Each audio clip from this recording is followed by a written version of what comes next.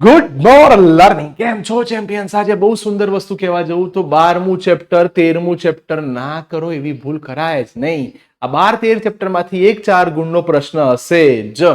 તો 12મું ચેપ્ટર જેનું નામ છે પરમાણુ એટમ, જેમાંથી 4 થી 5 MCQ આવે છે. સમજો, 4 ગુણનો પ્રશ્ન પૂછાય અથવા 3 ગુણનો પ્રશ્ન પૂછાય એ નક્કી જ છે. હું આમાં ક્યાંય ચેપ્ટર વાઇઝ એવું નહીં કહું આ જ આવશે, કારણ કે બોર્ડે બહુ સ્પષ્ટ કીધું છે કે યુનિટ પ્રમાણે પેપર નીકળે. ઓકે, તો બેટા કયા પ્રશ્નો ખાસ કરવાના?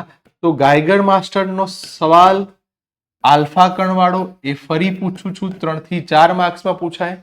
ઇલેક્ટ્રોનની ઉર્જા અને ત્રિજ્યાના સૂત્રો, ત્રિજ્યા એટલે આર, ઉર્જા એટલે ઈ. યાદ આવી ગયું હશે ઉર્જાના સૂત્રો એક્ઝામ માટે કીધેલા કયા હતા? R is equal to n square h square epsilon 0 upon pi z square m. સાથે મને આની શોર્ટ ટ્રીક યાદ રાખવી પડશે. R ચલે છે, n square by z. આપણા ટેક્સ્ટ બુકમાં બધું જ માત્ર હાઇડ્રોજન માટે કીધું છે, પણ હાઇડ્રોજન સિવાય તત્વ બદલાય તો z ને યાદ રાખજો.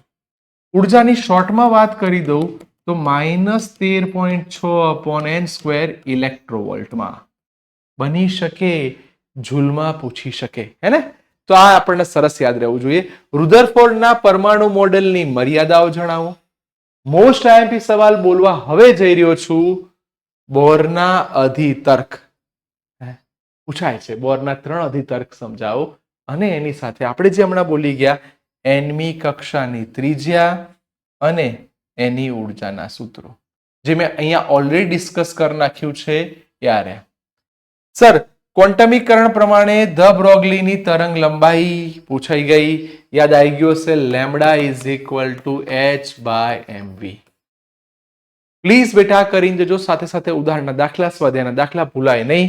ઉદાહરણના 3 દાખલા તમારી સ્ક્રીનની સામે છે, લખીને કરજો. બોર્ડમાં રકમમાં દાખલાની રકમ બદલાઈ શકે. સ્વાધ્યાયના દાખલા બી તમારી સામે છે, એને બહુ જ સરસ રીતે તૈયાર કરવાના, જેના આધારે તમારા રિઝલ્ટને સરસ રૂપ આપી શકો. ઓકે, તો આ હતી 3 થી 4 મિનિટમાં આ ચેપ્ટરની સુંદર રજૂઆત. આ ચેપ્ટરમાં એક નાનકડી મિનિટ લઈને કહી દઉં છું. સાથે સાથે આવર્તકાળનું રિલેશન, આવૃત્તિનું રિલેશન, વેગનું રિલેશન, આવા બધા રિલેશન જોઈને જવા. એ MCQ માં પૂછાય છે. ઓકે, ખાસ કરવું બેટા.